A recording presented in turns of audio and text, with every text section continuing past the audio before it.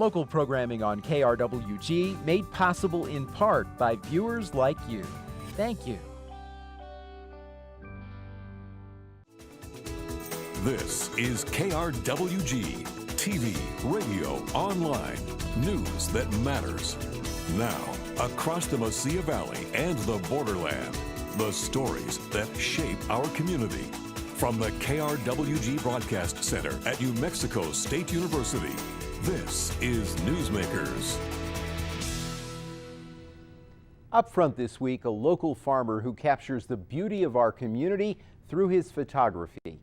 It's just one in a series of segments this week that prove New Mexico is called the Land of Enchantment for a reason. Christian Valle profiles photographer Jay Hill.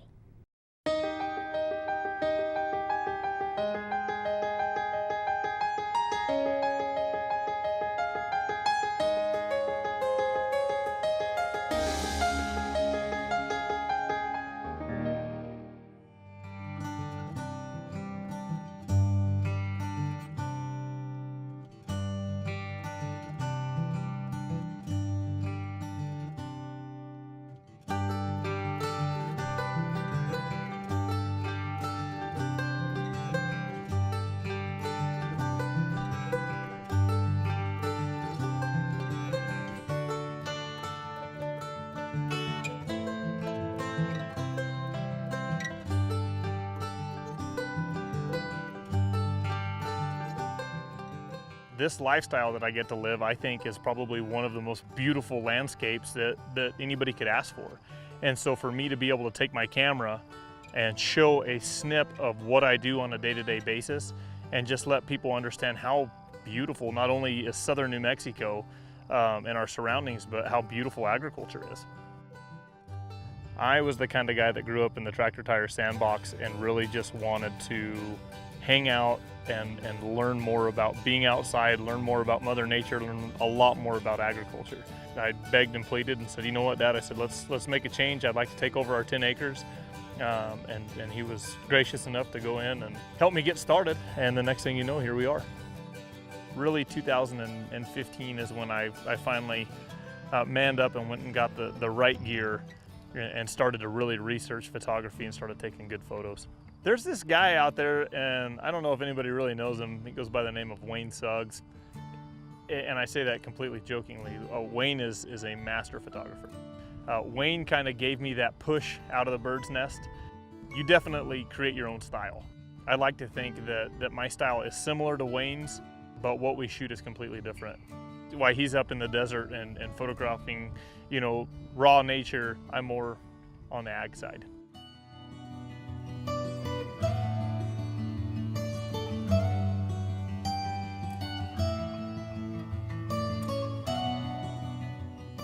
I've got a photo that's called Some Like It Hot, and chili was just starting to bloom, and there was just a random cloud that popped up in the sky and was producing a ton of lightning. It makes the chili feel just extremely vibrant.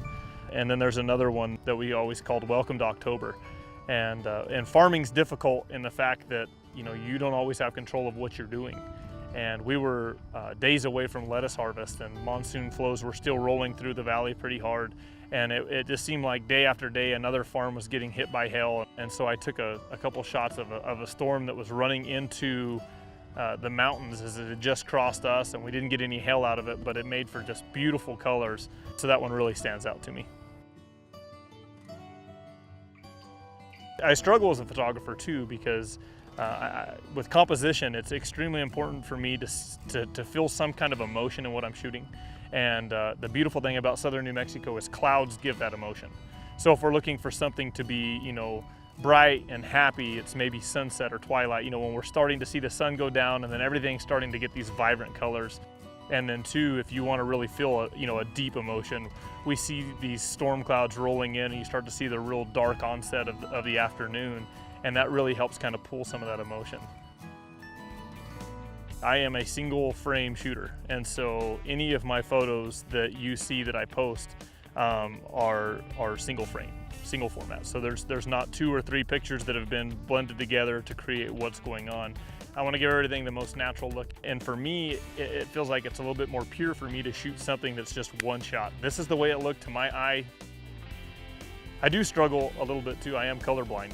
And so I have to give credit to my wife, because after I finish my post-processing, 99% of the time she walks in and says, "It's purple." And I'm like, "What do you mean it's purple? I think it looks perfect." And she says, no, it actually looks purple. And so she helps me get my color hue back on scale. You know, social media is, in my line of work, I think is extremely, extremely important. It's imperative that the agriculturalists like myself share our story. Why we use different inputs. You know, why would a farmer grow a GMO or only organic? There's so many times that people don't truly understand the growing process. So you can find them on Facebook at J Hill Photography NM. You can find them on Instagram, HillJ45, and then on SmugMug, J Hill Photography. This is probably the most pure occupation I think anybody could have. My opportunity to wake up in the morning and walk outside and just see what hard work does. And this is one of those occupations that the harder the work, the more you truly enjoy what you're doing. I think it's vital to anybody that if you wake up in the morning and look at yourself in the mirror and don't love what you do, then you've got to change it. And so for me to walk, you know, out into one of these beautiful fields and just see what our hard work and the great guys and girls that work with me out here in the fields, we all work as a team, and to see something like this come to fruition is amazing. I mean, it's the greatest lifestyle on the face of the world.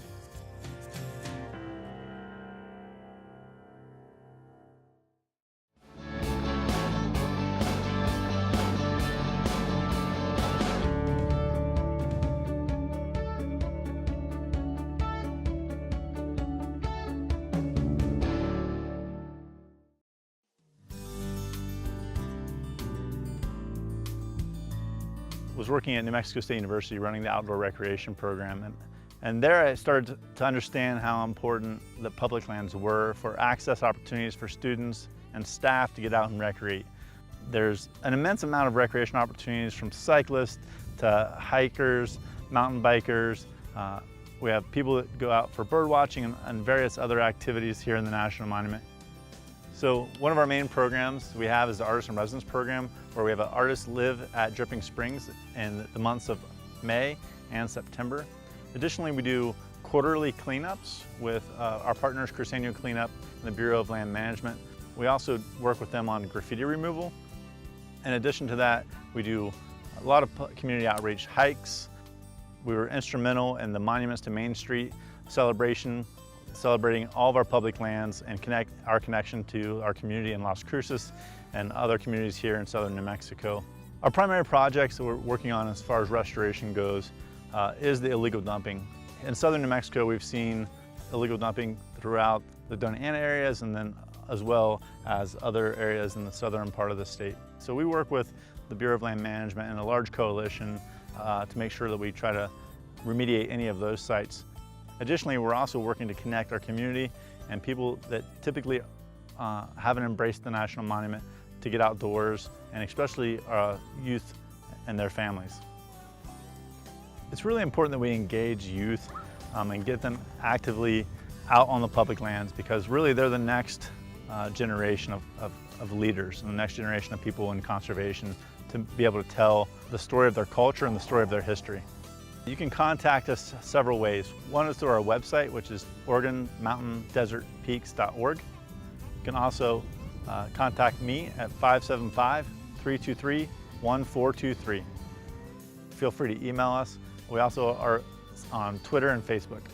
The National Monument has been a huge success here in southern New Mexico. We've seen over a 30% increase in visitation at key areas within the National Monument, and really has become an economic driver for tourism here. We've seen increased number of tourism at record highs in the state of New Mexico and in Las Cruces. And we've seen celebrations like Monuments to Main Street really capitalize on this quality of life initiative that the Oregon Mountains Desert Peaks National Monument represents.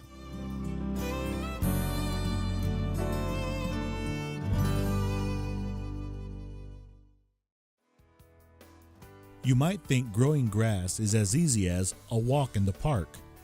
Growing Discoveries uncovers the science of picking the right turf. There are many things to consider when determining the right varieties of turf to grow in specific climates. Grass varies from region to region in the United States.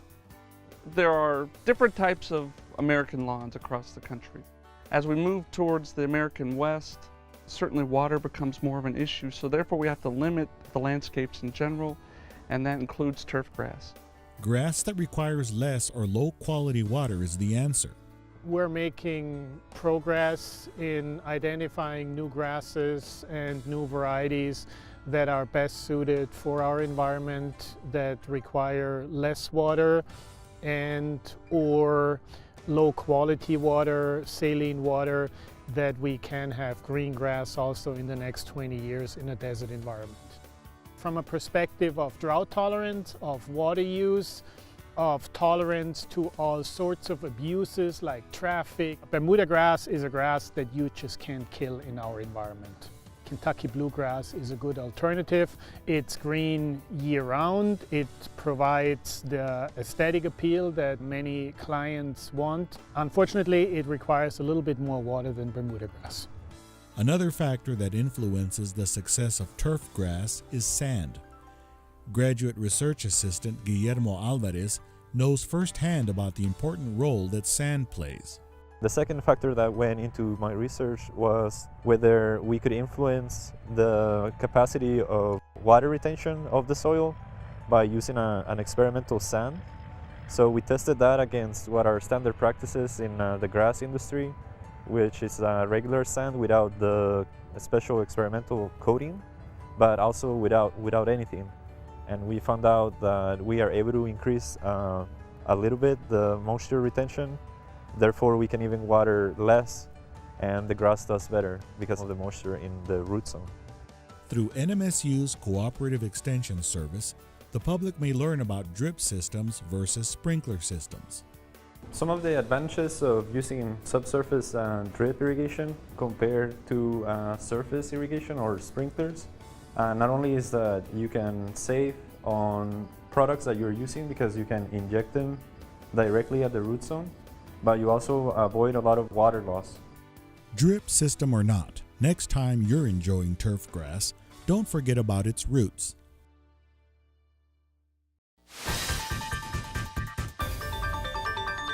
Hello and welcome to In Focus. I'm Anthony Moreno.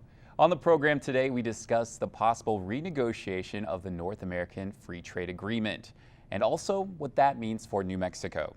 Joining us in studio to talk about trade and NAFTA is the president of the Border Industrial Association, Jerry Pacheco. Mr. Pacheco also is the executive director of the International Business Accelerator, and he writes the column Business Across the Border for the Albuquerque Journal. Jerry, thank you so much for being with us. My pleasure, thank you. And I'd like to start off with, you wrote in a recent column in the Albuquerque Journal that the Trump administration has sent signals that it is wanting to modernize the North American Free Trade Agreement. What does that really mean? Do you have any idea of what the administration is trying to accomplish there? Well, at face value, I would interpret that as saying, okay, we have an agreement that was signed and was implemented in 1994, and a lot of water's gone under the bridge, and we need to tweak it and we need to update it. I hope that's the intent, because I don't think there's anybody involved in trade or economic development that is familiar with NAFTA that would say that's unreasonable. I do hope that it's not kind of a smokescreen to go in there and gut an agreement that's really benefited the United States, Mexico, and Canada. Now, President Trump on the campaign trail made it no secret that he was not a fan of NAFTA. He talked about scrapping it and tearing it up. And as president, the rhetoric's been very similar. Does this appear that the administration is scaling back its rhetoric and position on replacing NAFTA? Well, he's called NAFTA the worst trade agreement in history, is what he's called it. But he also says the Iran nuclear deal is the worst in history. So I'm becoming a little more familiar with how the president voices his concerns or opinions. I don't think, I think the Trump administration came into office with the intent of really beating down NAFTA and pushing back against Mexico and Canada.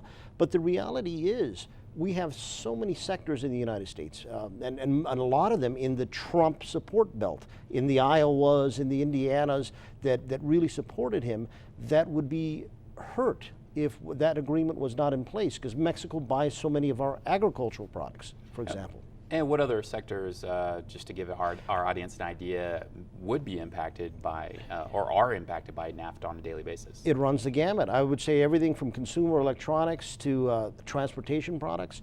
One of the things that NAFTA has really done between Mexico, Canada, and the United States, it's really integrated the automotive industry. So a U.S. truck's not necessarily a U.S. truck. There's portions of the U.S. truck made in the United States. Some are made in Mexico, assembled. A lot of the glass products come from China, and we have a true North American product. So you can't go in there and say, okay, NAFTA's bad, Mexico, Canada's bad, and the trade's bad, because we're actually pointing at ourselves, because U.S. companies are operating in all three nations. Now, a bulk of the work that you do is in Santa Teresa on the border here in New Mexico. Could you tell us a little bit about what the rhetoric around NAFTA from the Trump administration has done to the businesses that you deal with on a daily basis? What are the business owners saying to you? Well, initially in the pre-election period and then after the elections, I counted 3 major industrial deals, probably about $35 million that we lost in New Mexico. What I'm talking about are recruitment deals that we would have brought to the state that got cold feet because the Trump rhetoric against NAFTA and the Trump rhetoric against Mexico was so strong that these suppliers to Mexico's maquila industry that would have come to New Mexico because of our geographic proximity, particularly to Juarez, decided to put those projects on hold. Now, from the small business standpoint, as you mentioned, one of the things I operate is the International Business Accelerator. We're the state's only statewide export-import counseling program. With the smaller businesses, there's a lot of angst also in terms of where do we go with this. Now, the flip side and the positive side is that I'm seeing people saying we can't wait anymore. We've got to live our lives and we've got to do business, and trade makes sense, and trade with Mexico makes sense. So we're going forward with our plans. Speaking of Mexico, you deal with officials on the Mexican side of the border on a daily basis, business owners, local government, federal government.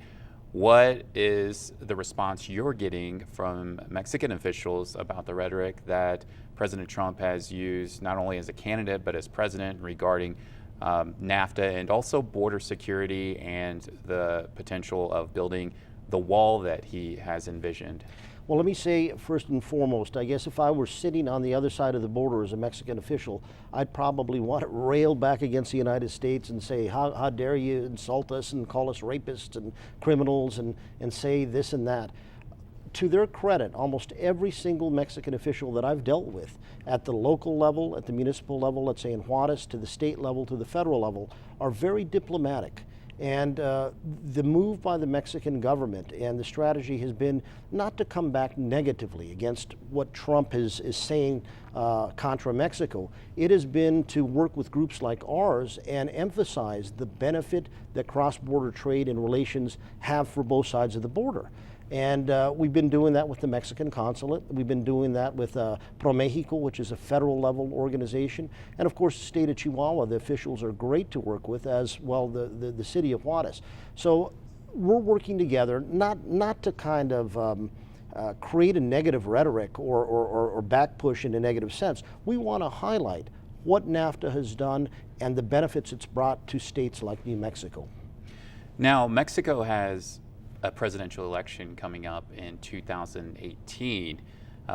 What is some of the rhetoric so far caused with the political side of the Mexican government, which in turn can impact the Mexican economy and also dealing with the United States? What have you seen that may impact that election and also lead to impacting the relationship between the United States and Mexico? Well, one of the things I've seen is it's a very interesting dynamic. AMLO, Andres Manuel Lopez Obrador, who has been the champion of the Mexican left. He was the mayor of Mexico City, and he's been on the left side of the spectrum. In the past, he's railed against the United States as being kind of oppressive and against NAFTA also, saying that the peasants in Mexico and the farmers and ranchers have been hurt. I went to go see him at a special invitation a few months ago. He stopped in El Paso, and I got to meet him, and I got to talk to him, and I got to watch him speak. It's amazing how the Trump rhetoric, I think, has positioned him more as almost a centrist candidate in Mexico. He's toned down a lot of the leftist kind of banter and moved it to the center, and he's being very very diplomatic about what's going on in the United States, and he's actually touting NAFTA.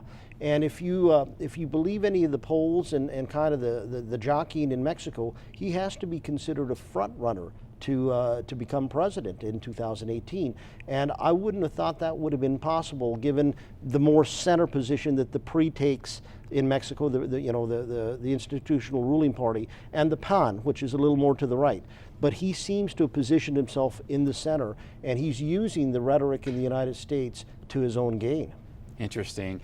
Also, I'd like to learn a little bit about how important it is to have trade growing in Santa Teresa for the state of New Mexico. Santa Teresa is what I always term as one of the state's best areas to diversify its economy. If you look at New Mexico, we've traditionally been an extractive industry state. We've been a government state. We've been petroleum extractive, and we've been a tourism state. Well, we know what's happening with federal government spending. Our state budget's shrinking. Petroleum industry, which is great for us, is up and down. We've got to develop new industries whereby we can weather the storm. Trade with Mexico, and I've said this for 26 years, is our best hope at New Mexico developing good jobs and good industry. What we're doing in Santa Teresa is very simple. We're developing a supplier base to Mexico's maquiladora industry. The state of Chihuahua is Mexico, which is our sister state, is Mexico's #1 exporting state of all the Mexican states, about $45 billion a year. We're happy in New Mexico because we're almost at $4 billion in exports. So multiply that by 11 and you can understand the powerhouse we sit right next to. Our big opportunity, and I firmly believe this, and I believe this all my career, is that industrial base is there. They consume about 98% of what they use to make their products, rather, has to be imported. The plastic, the metal, the shrink wrap, everything. Why can't New Mexico become a supplier base to that huge industrial base? We can create jobs, investment, and we can diversify our economy. It's working. It's finally working in Santa Teresa. Well, Jerry, I want to thank you so much for joining us on In Focus. Thank you for giving us your time. I know you're very busy. Thank you for having me. And we want to thank you for joining us for In Focus. I'm Anthony Moreno.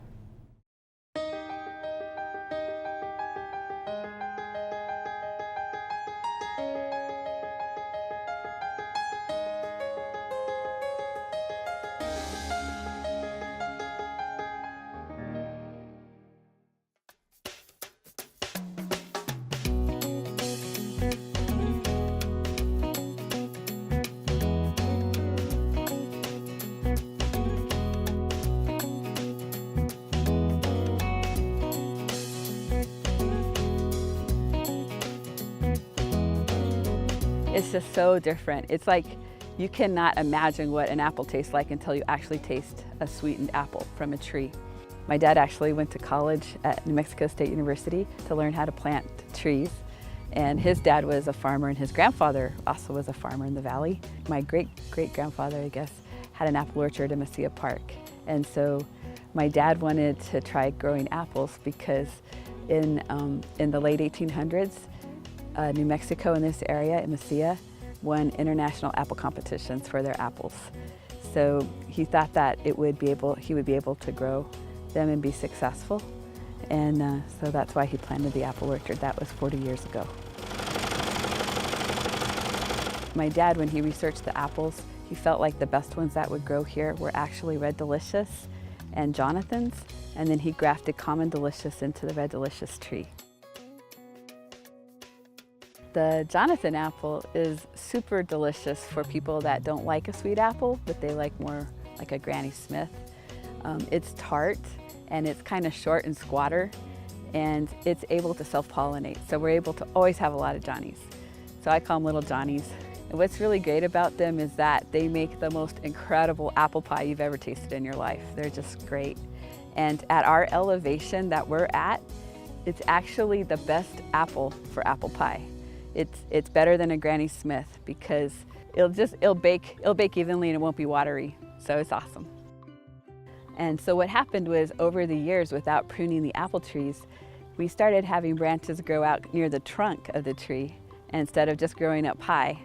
And so now we have apples literally that are so close to the ground that a baby could crawl up and pick their own apple. So it's just a super place for families. When we have the orchard mowed really well too, it's so beautiful and people can walk in it. It's cool, it's lush, and then they can have their own apples. In the spring they can enjoy the blossoms. It's just a perfect place for families to have fun together, and no matter what the age of kid, if it's a child and it's a very young child, they just get so much joy out of picking their own apple. But even teenagers have fun trying to find the challenging apple that's up high and use the apple picker that we have to get those, so it's fun for everybody.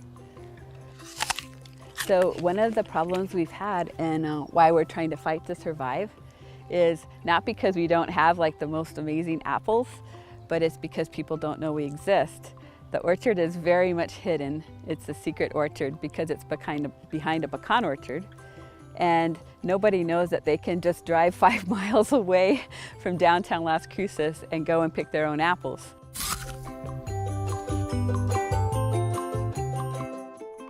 The best thing to do is to bring mosquito repellent, because at different times of the day there'll be some mosquitoes out.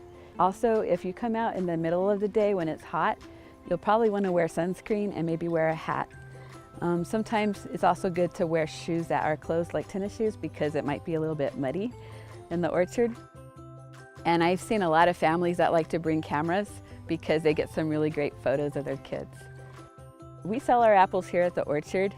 We also sell at farmers markets, and we usually sell on Saturdays on the south side of the market underneath the Newmakers school. And we also sell fresh homemade apple pies, apple bread, and apple cookies, lots of different things that are really yummy. I think it's the people in Las Cruces that make such a difference. I've never been anywhere, and I've traveled all across the United States and also in parts of the world. And I would say that, generally speaking, the people here in Las Cruces are some of the friendliest, nicest people you'll ever meet.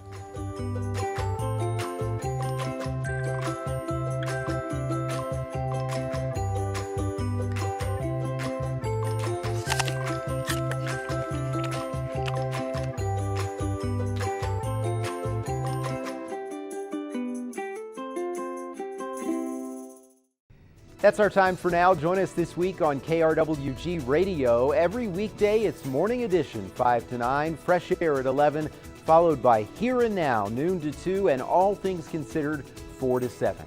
KRWG News is always online at krwg.org, and we'd love to hear from you. Email us with your story ideas and video submissions. The address is feedback@nmsu.edu. For all of us at KRWG News, I'm Fred Martino. Have a great week. We'll see you next time on Newsmakers.